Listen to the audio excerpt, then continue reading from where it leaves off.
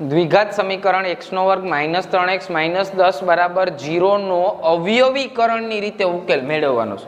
Okay, તો પહેલા તો આપણે જે સમીકરણ આપ્યું કે x² - 3x - 10 બરાબર 0, આનો ઉકેલ અવયવીકરણથી મેળવવાનો. અવયવીકરણ એટલે શું? તો કે પહેલાનો છેલ્લાનો ગુણાકાર કરશું 10, 10 ના ભાગ પાડો, માઇનસ છે તો માઇનસ થી 3 આવે એવા, તો કે 5 2 10, 5 માંથી 2 કાઢી નાખો એટલે 3 ગોઠવાઈ ગયું. ચાલો મૂકી દો. તો કેમ લખશું? તો કે x², આ 3x ની જગ્યાએ 5x અને 2x લખો, -10. જો આ માઇનસ હોય તો મોટા પદને આ મૂકો, બાકીનાને એનાથી વિરુદ્ધ નિશાની મૂકી. આ બેમાંથી કોમન કાઢો તો કે x, તો શું વધ્યું? x - 5. ચલો આ બેમાંથી શું કોમન નીકળશે? તો કે 2. તો શું વધશે? અહીંયા x, અહીંથી માઇનસ, એમને 2 નીકળી ગયા, કેટલા વધ્યા? તો કે 5.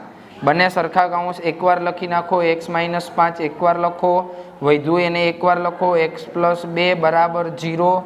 અહીંયા આપણે સરખાવી દઈએ કે આ બંનેનો ગુણાકાર 0 છે, એનો મતલબ x - 5 0 થતું હશે અથવા તો x + 2 0 થતું હશે. તો અહીંયા લખો x = 5 અથવા x = -2.